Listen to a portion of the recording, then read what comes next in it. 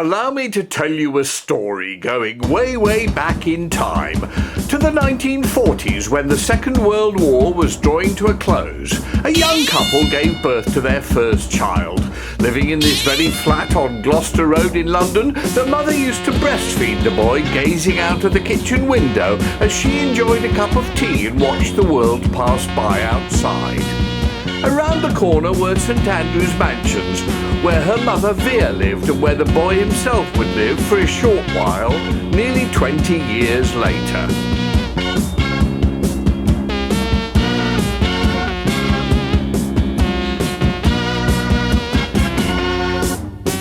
The family moved down to Surrey and he grew up in Newhurst at Brookhurst Grange, playing in the hollow oak tree, visiting his uncle and aunt across the road in Lukins. Before moving to Cobbetts, a cottage built in 1480 in the nearby village of Forest Green. Hold on a moment, this is meant to be a sequel, not a prequel. Enough of all this nostalgia. We switch to Great Britain in the second decade of the next century, where our hero, the Vile Pervert, is moving into his 70s, slowly but surely.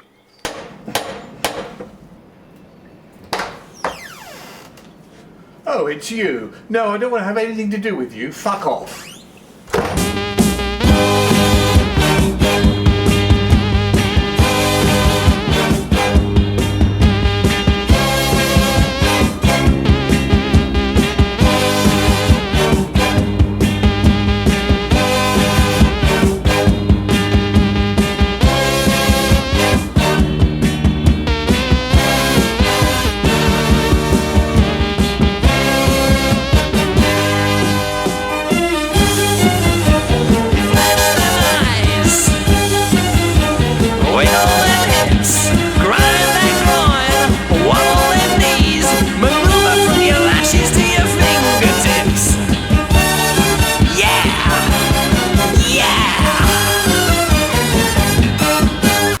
Hello there.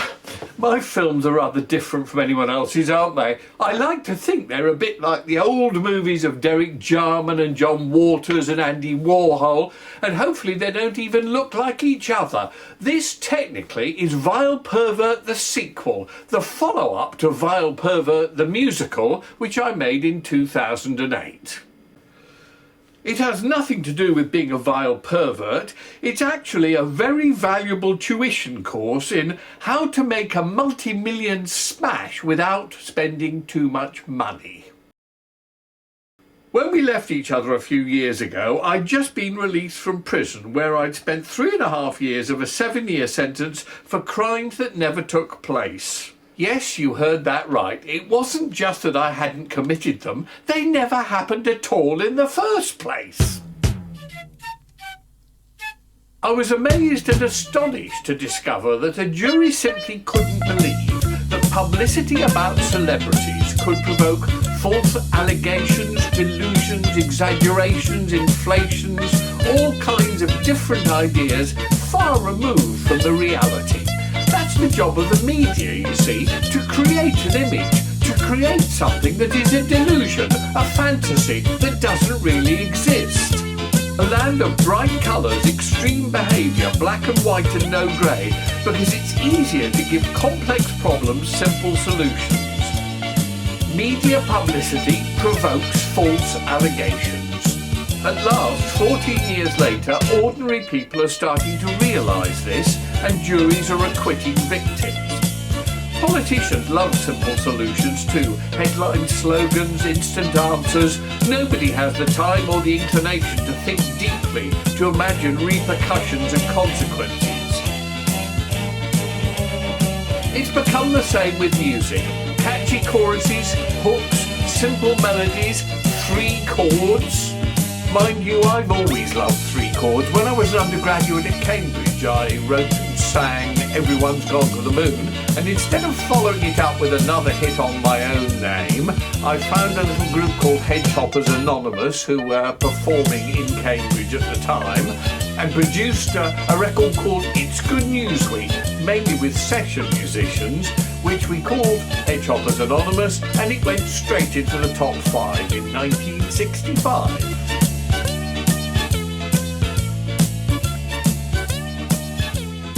For the Hedgehoppers Anonymous follow-up, I wrote and produced a song called Don't Push Me and recorded it with Jimmy Page on guitar and Big Jim Sullivan, but the record flopped completely. So on my release from prison in 2005, I wrote a new lyric to the same melody and called it Plead Guilty. The message of the song basically is, whatever you do, don't plead guilty.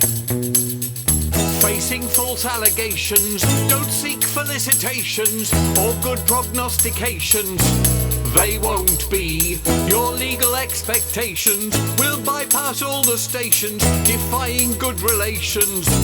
Just you see, you may have done no wrong. Your morals may be strong. You'll want to scream and shout and let it all hang out. But I am warning you, the verdict's never true. Whatever you do, plead guilty. You'll never get a break. They'll tie you to the stake. Get out for heaven's sake. Plead guilty. Your brief and grubby wig says if you give a fig, the sentence will be big. Unless he comes up with a solution, does deals with prosecution, the judge in restitution will bow to prostitution, and you'll go almost free. That's how the law will be. Whatever you do, plead guilty.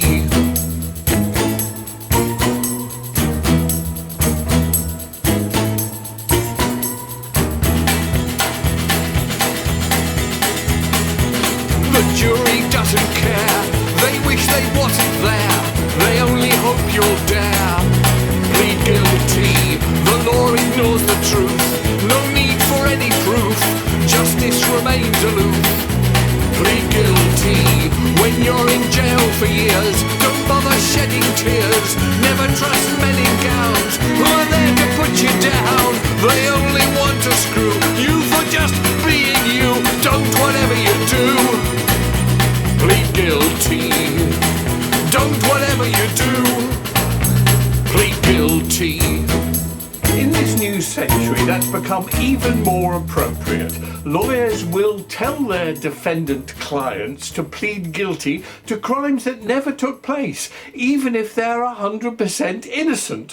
Why? Because it's virtually certain they will be found guilty and they'll be given a far longer prison sentence. Plead guilty and you get half the prison sentence. Of course, what happens is the poor defendant pleads guilty, then the judge reneges on the agreement and gives him a hell of a long sentence, or her, and in the final analysis somebody is in prison for years and years and years for crimes that they didn't commit and that never took place in the first place. Ordinary observers find it completely ridiculous that people would plead guilty to crimes they did not commit. But I'm afraid that is true, even though it may be hard for you to understand it. That is British justice these days. Allow me to stress, British justice these days is that you will be presumed guilty unless, until and even after you are found innocent. Why? Because it's a better story.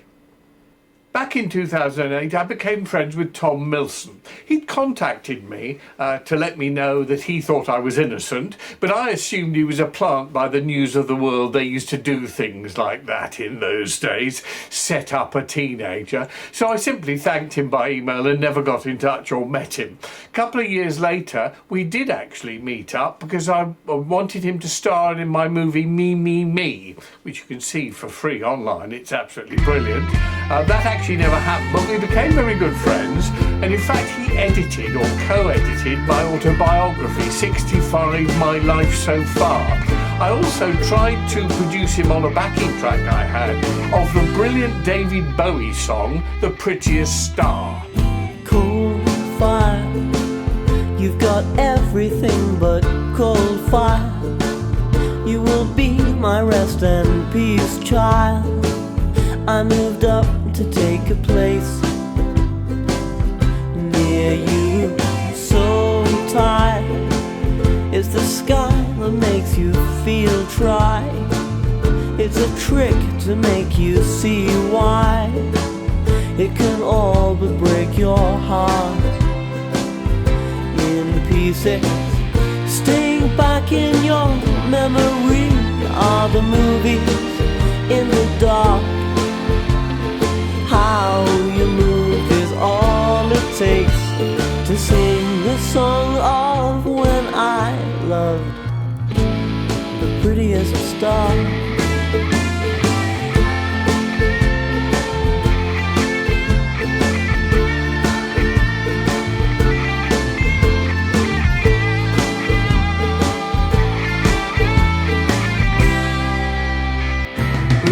Under the name Tommy Firefly. It never became a hit, but Tommy and I remain friends. He's an incredibly talented young musician. In 2013, I released a compilation of some of our hits on UK Records, a label I owned in the 70s and 80s, and got a tremendous reaction to one of the songs on there, I Am an Astronaut, which had been covered by Snow Patrol a few years ago, but was never a really big hit. I decided to put together a spoof girl group and call them the Space Girls and see if we could have a hit with it in 2014. Auditions were held in the fantastic Spotlight rooms off Leicester Square in 2014. We spread the word through friends and on sites like Casting Call.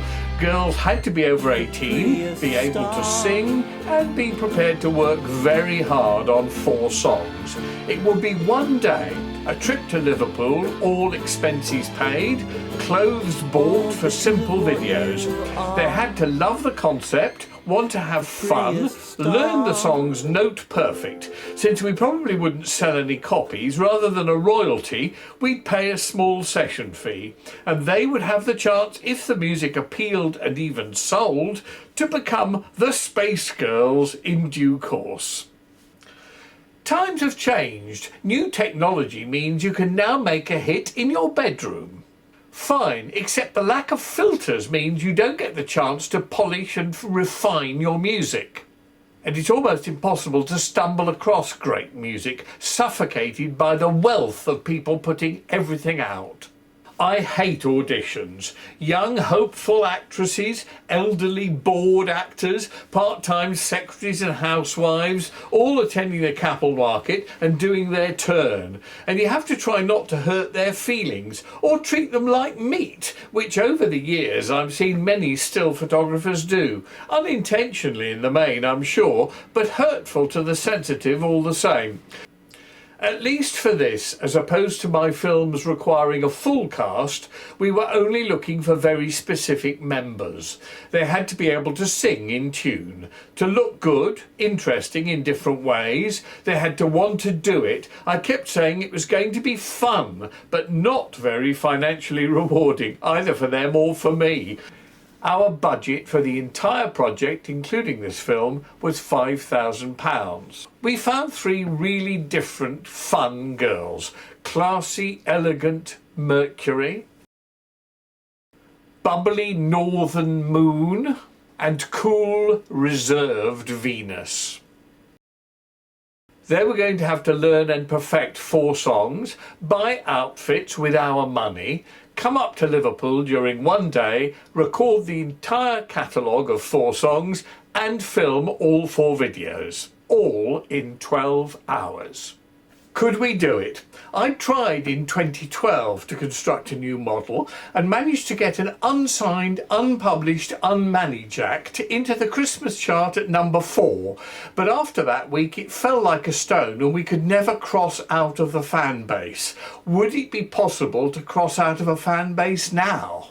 Charts don't matter anymore these days. Sadly, nobody pays any attention. No one cares what the number 1 is, let alone the number 2 or the number 4. In my youth, thanks to the combined forces of Top of the Pops on BBC TV and pirate radio, which totally dominated our teenage lives, charts were crucial. We worshipped Radio London down here in London and the southeast of Great Britain, adored their Fab 40, which we listened to every Sunday with DJs like Kenny Everett and the wonderful man who did the 9 to 12 morning show, Tony, nicknamed Wendy, Windsor. I remember listening to Radio London when my first record came out, Everyone's Gone to the Moon, in 1965. Tony Windsor was on air and he played the record, and afterwards he said, "That's a lovely record." I can't do Australian, but who cares? "That's a lovely record from our young friend Jonathan King. In fact, it's so beautiful, I think I'm going to play it again." And he picked up the needle and put it down on the beginning again. This was unheard of. You were not allowed to play a record more than once, next to the next time. So I thought, this is incredible. Then we finished a second time, and he said, "What a beautiful record that is. Let's hear it again." Picked up the needle and put it on a third time. 3 times he played the record. Well, sales exploded. That day it did 20,000 copies in the shops, roared into the charts. So I rushed out to Felixstowe, where the boats came in from the pirate radio ships, to greet Tony Windsor. He came off. As he got on dry land, I rushed up to him and flung my arms around him and said, "Tony, thank you so much. Playing my record 3 times. You've broken it. You've made me a star." And Tony Windsor said, "Oh, it was nothing, Jonathan. It was just I couldn't get the other turntable working." So basically my entire career is due to a technical malfunction. Later on, the record went to number 1 on the Fab 40, beating the Beatles.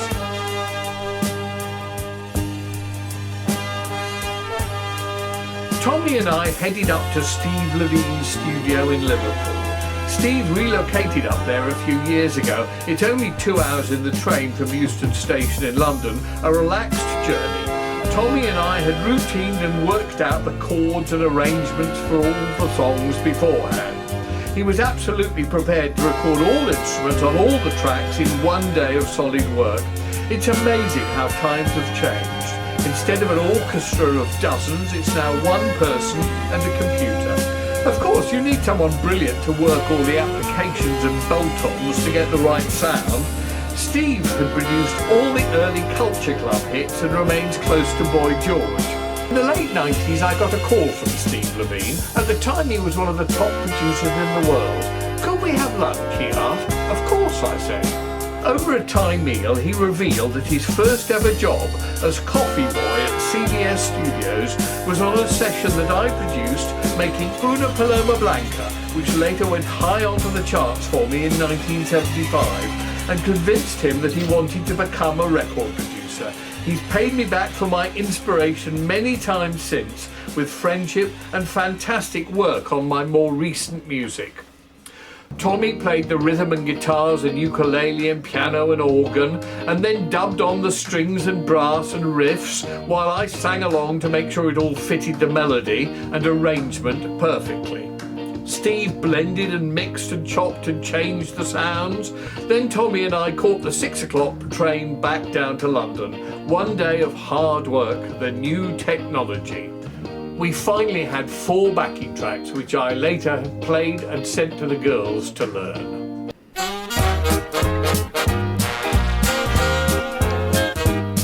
Meanwhile, back in the real world, events were progressing on the sex front. Back in my film Vile Pervert, the musical, I revealed how events had started in the year 2000, some years before, when false allegations were made against me, first of all, to a publicist who I called in the movie Waxy Maxy. Essentially, one man going to the world-famous publicist who specialised in acquiring large sums of money in media fees for those accusing celebrities of having sex with them. When Waxy Maxy told the man that his claims were of no interest since they didn't involve anyone famous, the man suddenly remembered me. He'd not mentioned me before. I had never met him, but was I going to be able to prove that? So suddenly I was accused of crimes that never actually took place.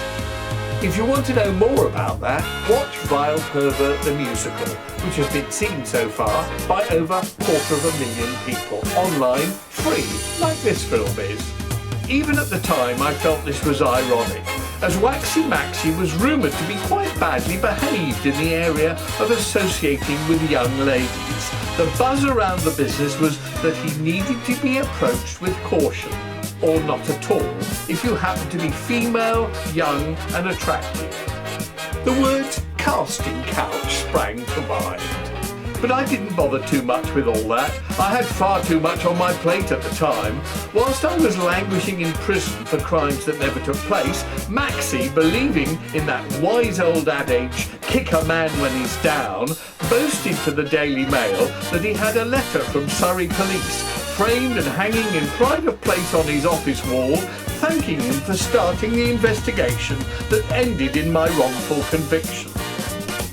From the Daily Mail, the 29th of December 2004, about my friend Simon Cowell, then an unknown junior A&R man, putting up £50,000 of my bail money when all this started. There is, however, another twist in this tale, because Cowell's generosity did not go down at all well with his spokesman and friend, PR guru Max Clifford. Waxy Max. Clifford famously despises King and was partly responsible for putting him behind bars after 3 of the pop impresario's victims came to him with their stories of abuse. That's wrong, it was only one to start with. I didn't know about the bail money at the time, but obviously it has come out in conversation with Simon since, says Clifford. I have set him straight about what kind of a man King is, and I know better than anyone since I spoke at length to several of King's victims, and am proud to say I have a letter from Surrey Police thanking me for my help in putting this evil paedophile behind bars. Clifford had the letter framed and has hung it in his Bond Street office. Never kick a man when he's down. Far better is the other old saw. Revenge is a dish better served cold. One of the many silver linings of what happened to me all those years ago was that numerous old friends I hadn't heard from in years came out of the blue and said they'd like to meet up with me, and they supported me and they believed in me and they thought I was innocent. I met up for dinners and lunches with many of them, after I emerged blinking into the sunlight, having served only half of my 7-year sentence. One of them was mildly amused that Waxy Maxie had been responsible for initiating the investigation. Everyone knows he's dodgy, he said. In fact, one of my wife's best friends tells a quite dreadful story about what he did to her when she was 15. Intrigued, I questioned him further. The tale was terrible. If you're certain she's telling the truth, I said, you should tell her to go to the police. I know I'm biased and I don't really want to be governed by negative emotions. Apart from anything else, that brings bad karma. And I'd hate anybody, even my worst enemy, to have to go through what I went through. But if that has happened, she should stop that happening to anybody else. My friend's wife gave that advice to the lady, who replied she couldn't do anything whilst her mother was alive, as it would ruin her mother's life, having unintentionally allowed this to happen. Years went by, and Vile Pervert the musical came out in 2008. Many people made comments about Waxy Maxie, as well as about some of the other characters I portrayed, like Flame Mitchell, the red-haired tabloid editor. I shall return to this. Meanwhile, Venus, Mercury and Moon had learned all the 4 songs, worked out routines for them, and were ready to head up to Liverpool to record them and to perform the videos for them. We'd had a couple of meetings and talked through everything in detail. They'd bought outfits and been repaid in full. I explained the project and the sad fact that we'd probably sell no copies or downloads and that I'd end up well out of pocket, but at least I'd have a soundtrack for this movie, Vile Pervert, the sequel. But most of all, it would be great fun for everyone involved. I like to think that's been true for everything I've ever done in my life. I worked with him for about 10 years. It's an absolute nightmare. The 3 girls turned out to be magnificent professionals. Arriving safe and sound at Euston, we had coffees and croissants. Off we went on the train. 2 hours later, they were singing and dancing and then filming with James, while Steve and I battled away and produced final mixes of all 4 numbers. The girls would be Venus, Mercury and Moon. All aged 22, all students at the University of Outer Space, UNOS, in West London. a distinguished academy of exploration into the mysteries of the universe with learned professors and enlightened lecturers. We were starting with the gravity-inspired tribute to British involvement in the Oscar-winning movie I Am an Astronaut. I'm Venus. I'm Moon. And I'm Mercury. And we are the Space Girls.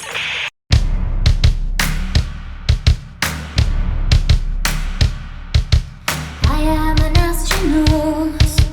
I am an astronaut. Daddy's away and mum's asleep. I am an astronaut. I am a polar bear. I am a polar bear. I'm anything I want to be when nobody else is there. Like a gorilla, he's a real killer, yeah. He's a real con man. Yeah, that's what I am. I'm up among the stars. I'm up among the stars. I'm in a super time machine and I'm on my way to Mars. I am an astronaut. I am an astronaut. Daddy's away and mum's asleep. I am an astronaut.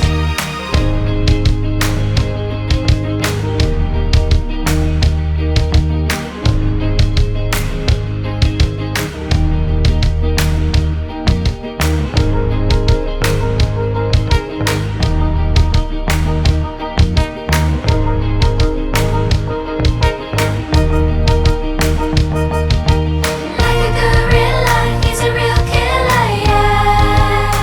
He's a real con man. Yeah, that's what I am. I'm up among the stars. I'm up among the stars. I'm in a super time machine and I'm on my way to Mars. I am an astronaut. I am an astronaut. Daddy's away and mum's asleep. I am an astronaut. I am an astronaut. I am an astronaut. Daddy's away and mum's asleep. I am an astronaut. I wish I could say that the story of a tribute to British involvement in Gravity, the producer, the music, the special effects, had provoked enormous amounts of press appreciation and coverage. It didn't. Nothing. Not 1 inch. Nobody picked up on it, nobody published the photos or mentioned the connection.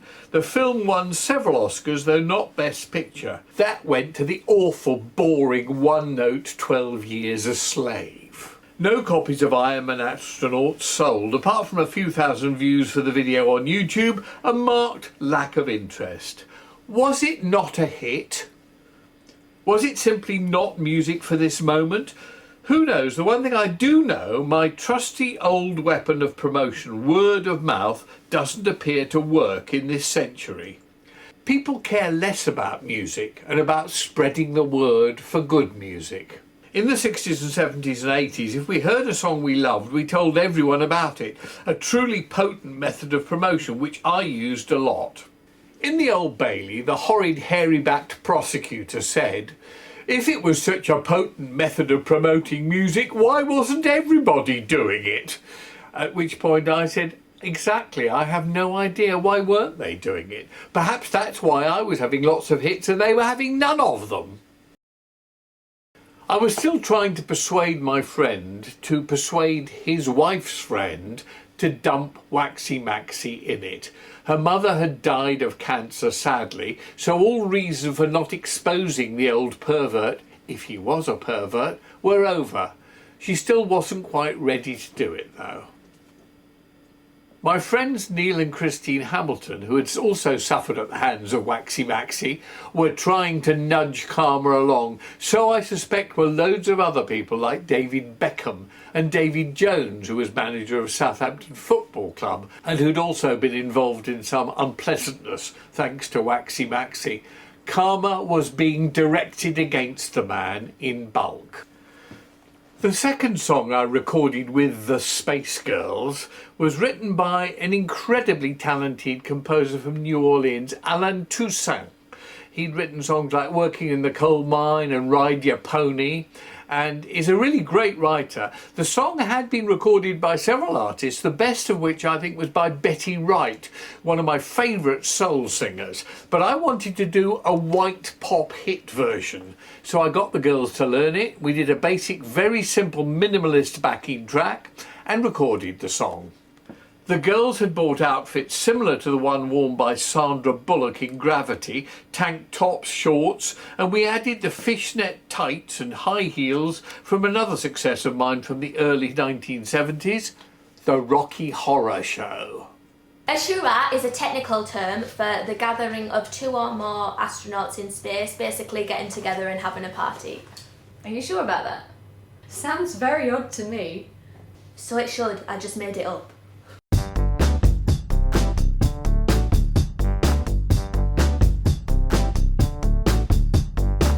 You gotta wake up early in the morning. You gotta stay up all night long. You still won't catch up because I got the warning. I got a feeling you wanna do me wrong.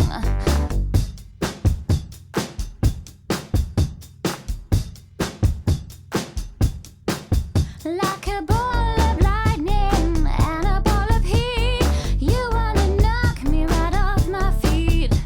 But I recognize through the eyes of a fool that you got the power to make your own rules. Sure I can see you coming. Sure I, but you won't catch me.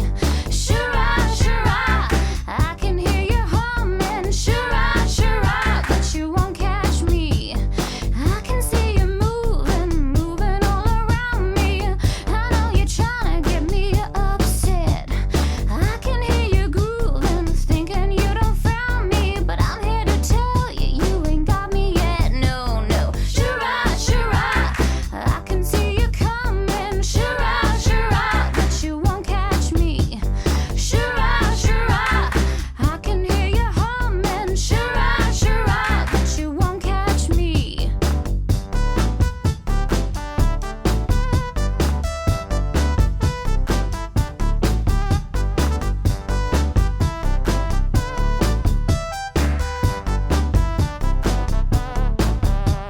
I checked you out from the corner of my eye. You and the devil walking side by side, and you ain't changed, let's be real about it. And I can't change how I feel about it. Sure I can see you coming. Sure I, but you won't catch me. Sure I can hear you humming. Sure I, but you won't catch me. Sure I can see you coming. Sure I, but you won't catch me. Sure I, I can hear you humming. Sure I, but you won't catch me. I don't think my experiences have made me bitter, but I do sometimes wonder when I'm walking down the street and a police car goes by and I mutter "fucking pigs" under my breath. I think, well, perhaps I have turned slightly bitter. And of course it's really not fair, because most police officers are neither good nor bad. They're just doing a job reasonably incompetently, trying the best they can, like garage mechanics and doctors and teachers and everybody else. Even so, that's not good enough. And when you're a policeman, there is the tendency to be a bit corrupt and bend the rules. The man who was in charge of my case was DCI, now ex-DCI, Brian Marjoram of Surrey Police. And I'm still hoping that a little bit of karma is going to get him in the end. I don't accuse him of trying for promotion or for cash or any other motives. I'm sure he really believed I was a vile pervert and simply bent the morality to convict me. But as a result of his success, he was given the Millie Dowler case to head up, and for years failed to get anywhere, allowing Levi Belfield to murder 2 more innocent girls, Amélie Delagrange and Marsha McDonnell, before another force found him and stopped him. He was taken off the case, retired, and is living, I gather, on his pension in great comfort. One day karma will arrive and take a look into why he was such a lousy policeman. Google Brian Marjoram's Sri Lanka if you want to read how he nearly wrecked another innocent man's life in his successful attempt to get my appeal quashed. Incompetence can sometimes be even more dangerous than corruption. I've been lucky enough to have worked in music for almost half a century, and I think everybody who's ever worked with me have really loved doing so. I've worked for him for nearly 50 years and he's an absolute nightmare. Back in the 1990s, I was put in charge of finding a winning entry for the UK in the Eurovision Song Contest. After a couple of, I thought, excellent entries, including Love City Groove and my favourite ever entry to Eurovision, Ooh Ah Just a Little Bit by Gina G, I finally found a winner with Katrina and the Waves and Love Shine a Light. I decided to write a new song for the Space Girls as our perfect Eurovision entry. It was rejected by the BBC as being one day too late for their deadline and by Slovenia for being too political. But my idea was to release a new single on the first of every month. So this was the perfect release date for the song that might have won Eurovision on May the 1st by the Space Girls, I'm Over You. The word love has become meaningless. We quite like our idols and can change in a second. This song is all about image. It's about how superficially idols can be painted. It's about media simplicity. Stars and celebrities can only ever be one thing or the other. And we, the fans, can go on and off our heroes with a bad headline or the publication of a bad photo.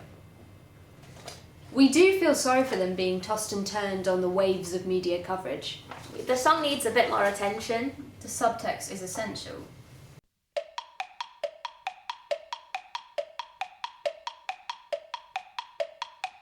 I fell in love with One Direction. My friends said I'd made the wrong selection. You were always going to break my heart. I'm glad that I'm over you. I adored a man called Clooney. Turned out to be a bit of a loony. Floated away into outer space. What a disgrace. You were always going to break my heart. I'm glad that I'm over you. I was taken by a boy called Justin. My daddy called him disgusting. He had a beautiful face and lovely legs, but he only wanted to pelt me with eggs. I loved an older lady called Merkel. Turned out to be a never-ending circle. She was always going to break my heart. I'm glad that I'm over you. You were always going to break my heart. I'm glad that I'm over you. You were always going to break my heart. I'm glad that I'm over you. My best friend fell in love with a Russian. I told him not to bother discussing. It was never gonna go anywhere but down, as long as they were ruled by a clown. It's always the same with heroes. They rapidly turn into zeros. You were always going to break my heart. I'm glad that I'm over you. You were always going to break my heart. I'm glad that I'm over you.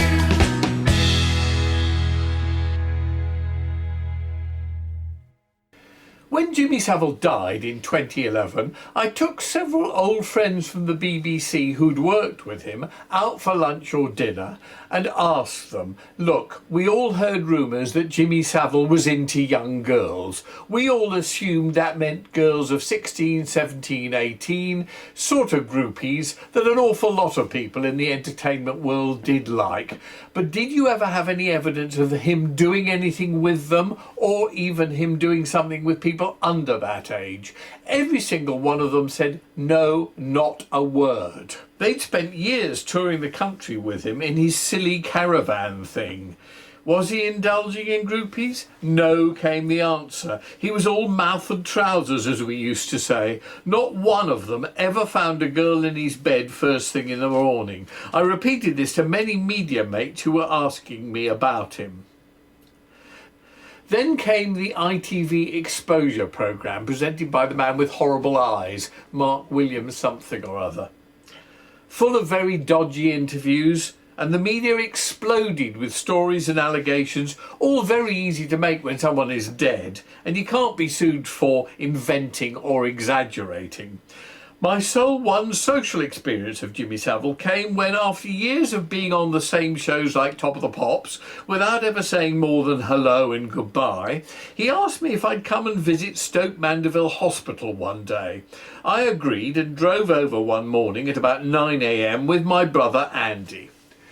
Jimmy Savile greeted us, thanked us both a great deal for coming, and started showing us around the hospital. One of the very first places was a private room he went into. There was this lady lying in bed, looking dead. She was in her 50s, very plain, and had broken her neck and was paralysed from the neck downwards. Jimmy bounded into the room and snapped at the nurses. "What are you thinking of? There's this beautiful lady lying here in bed, and she knew I was coming to visit her today, and you haven't done her hair. Do her hair immediately." The nurses snarled and spat daggers, but did set about washing her hair and perming it and putting in rollers and everything, all of which Jimmy sat on the bed next to her, and Andy and I sat in chairs watching this going on, because it took about an hour, and slowly but surely the nurses did her hair and put her makeup on and everything else. Jimmy was saying the most ghastly things about, "Oh, you're going to be really gorgeous. When you get, I'm going to get into that bed with you, you just wait and see." Terribly tasteless, but very funny, and the woman found them funny. She knew he wasn't being serious. She knew he was just comforting her. Well, sure enough, after her hair was done and all the rest of it, he got up again, bounded out like Tigger once more. "I'll see you again soon, you're so gorgeous, I'll take you dancing," and other tasteless things for someone who's paralysed from the neck down. But as I left the room, I turned round and I looked, and I saw this woman sitting up in bed, a huge smile on her face, looking as though life had been brought back to her. And I've got to admit, at the time I thought, this man is a saint. We went round the rest of the hospital for the rest of the day, and he behaved just like that with everyone else, be they elderly gentlemen, young boys, young girls, anybody, bounding in and out, tickling them under the chin, laughing with them, giggling with them, and all of them universally were delighted to see him. The nurses and the staff were obviously not so pleased, because they were made to do an awful lot of things otherwise they wouldn't have been doing. They'd been out on the stoop having a smoke. Afterwards, we went across to his tiny flat, just the three of us. He made us tea, collapsed exhausted, and for the first and only time became a normal person discussing the state of the world. Andy and I left. "Do you know what most impressed me?" I said. "He never demanded or even hinted for a donation, which must have been the only reason he asked us to visit." Of course, I gave a large donation to the hospital as a direct result. Was Jimmy Savile a pervert? I have absolutely no idea, and neither do you. The only time I ever saw him when he wasn't being a performer, I thought he was brilliant. Are all his accusers lying? I'm sure they're not. Some may be exaggerating, some may genuinely believe what they think happened, some may be doing it for money or for profit or for publicity, or their memories may have been faulty over the years. Memories can be very unreliable. But he's not here to defend himself, and a man is innocent unless or until, and sometimes after, he's found guilty in a court of law. And the media is a very powerful and persuasive influence. It doesn't always tell the truth. It loves a good story. The big story recently was that Kate Bush is coming back. Years ago I did an answer version from Heathcliff's point of view to Wuthering Heights. Bush's first hit is one of the greatest tracks ever made. I was pleased to receive a note from Kate saying she liked it. Out on the wily, windy moors we'd roll and fall in green. a temper like my jealousy, too hot, too greedy. How could you leave me when I needed to possess you? I hated you, I loved you too. Bad dreams in the night, they told me I was going to lose the fight, leave behind my wuthering. It's Heathcliff, it's me, Kathy, I've come home and I'm so cold, let me in your window. It's Heathcliff, it's me, Kathy, I've come home and I'm so cold, let me in your window. Ooh, it gets dark, it gets lonely on the other side from you. I find the love falls through without you. I'm coming back, love, you're Heathcliff, you're one dream, your only master. Too long I've roamed in the night, I'm coming back to your side, put it right. I'm coming home to Wuthering Heights. It's Heathcliff, it's me, Kathy, I've come home and I'm so cold, let me in your window. It's Heathcliff, it's me, Kathy, I've come home and I'm so cold, let me in your window. Oh, let me have it, let me grab your soul away. Ooh, let me have it, let me grab your soul away.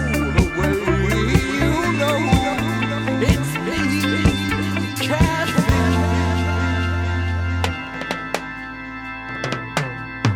It's Heathcliff, it's me, Kathy, I've come home and I'm so cold, let me in your window.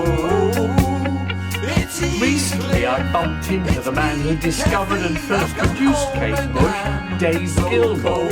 He reminded me that I was his first ever producer when we were all at Cambridge. I was studying there and he was living there, and I produced him with a little local group called Joker's Wild. I'd forgotten all about it. After that, Dave went to another group called Pink Floyd. One of my better successes when I was a Cambridge undergraduate was discovering and producing a band who at the time were at my old school and didn't have a name, so I called them Genesis, and produced their first album, which went on to sell quite well over the years and start them on a really good career. I still think there are tracks on that first album that are superb. My favourite is probably The Silent Sun. The silent sun that never shines, she is the warmth of my lonely heart.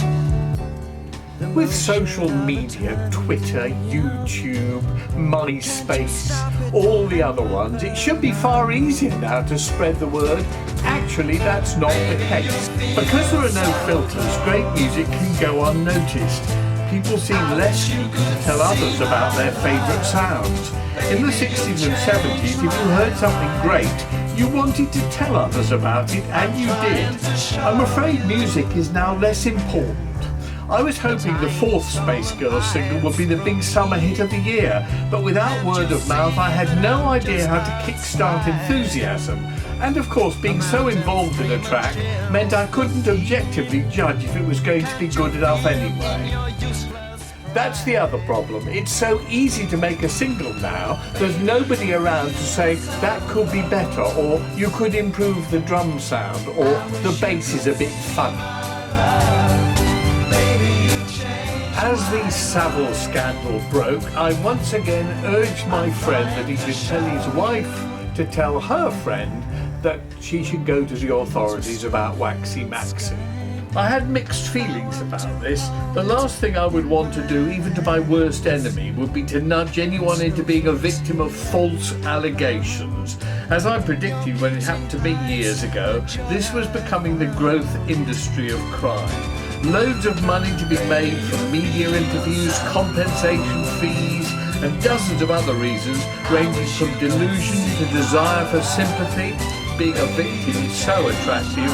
Fame, revenge, and simple misunderstandings or adaptive memory. Someone who really wanted something years ago can easily convince themselves they never wanted it and were pushed into it. Recently, more and more juries and courts are starting to realise that people do make things up, intentionally or unintentionally, especially about celebrities. We all tend to inflate encounters with stars. Getting an autograph from somebody turns into an affair with them as time affects the memory. Waxy Maxy had started the events that led to my unjust conviction and wrongful incarceration. A tiny part of me, 5%, wanted him to find out exactly what it had been like. And my friend was convinced the woman was telling the absolute truth. Sure enough, she finally went to the police. My friend told me to expect an interesting birthday present. On December the 6th, 2012, I turned 68. And on that same day, Waxy Maxy, in a blaze of publicity, as expected, was arrested. After which, as we all knew would happen, dozens more women emerge making complaints. Media publicity provokes allegations. Some may be false, some may be true. Most will be somewhere in between. We'd made videos for the 4 singles. When I say we, I mean mainly James and his friend Jack. I've helped JK with the edits for years. He's an absolute nightmare. It's just a bit of fun, but most important of all, it's a terrific sound. It's not generally known, but Sole is actually a method of relaxing. Especially in the summer when you're lazing in the sand. Yes, when you're depressed or sad or lonely, Soleil can get you out of it.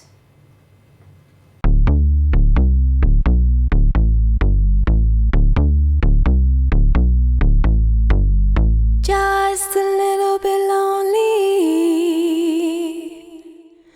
just a little bit sad. I was feeling so empty until you came back, until you came back, until you came.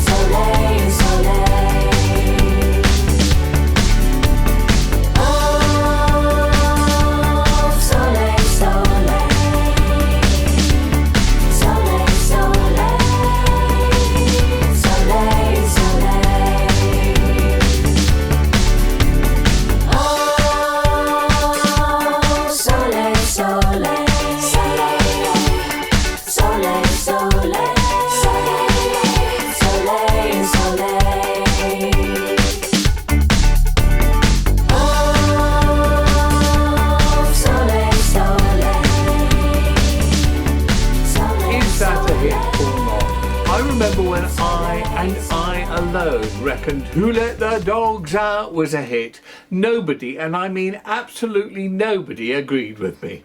I went on and on and on for years and years, pushing it, playing it to people, trying to convince people that this was a hit song. And eventually it was, and I think it sold, if I remember rightly, 16 million copies around the world. So I don't know whether Soleil Soleil is or should be or ever was a hit. I think it ought to be, but how can you tell these days? Sadly, I no longer have the energy or the enthusiasm, or most important, the knowledge. How do you find out whether something's a hit these days? And if you become convinced, how do you break it? Nobody in the music industry seems to care anymore. But did they ever? Back in the 90s, the only executives we at the Tip Sheet used to praise were two junior guys called Richard Russell and Simon Cowell.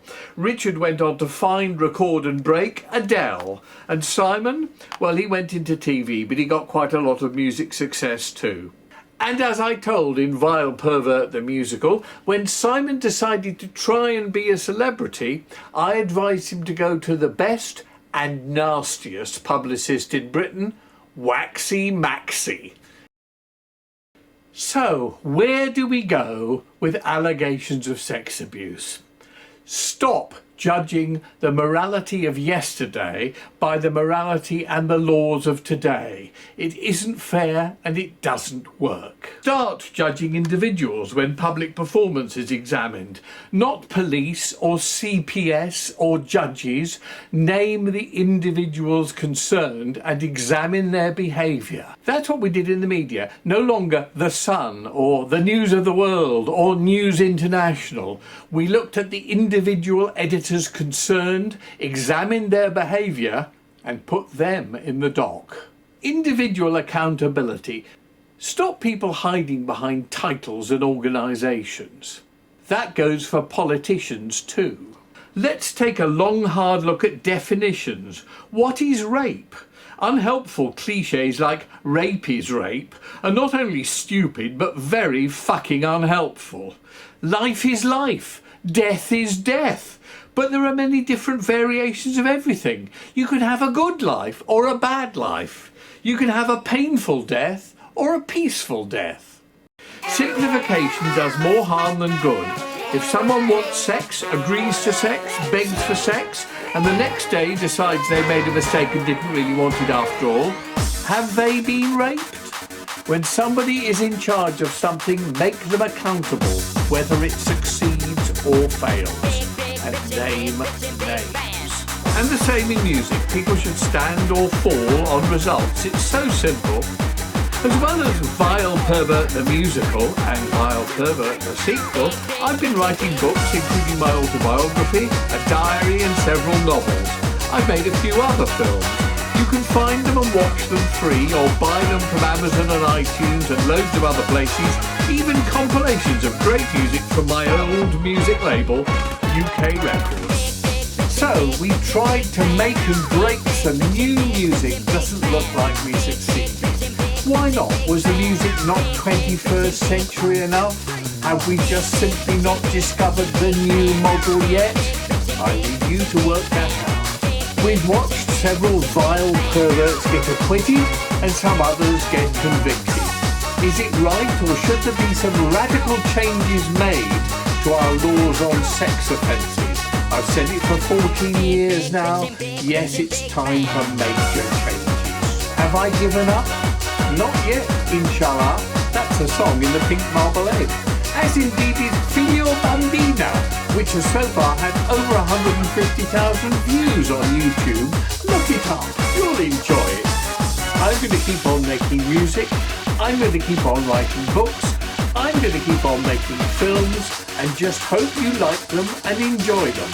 And most important of all, have you, for example, watching this movie, Vile Pervert the sequel, found some of the songs have become earworms, got into your head, you're beginning to hum them?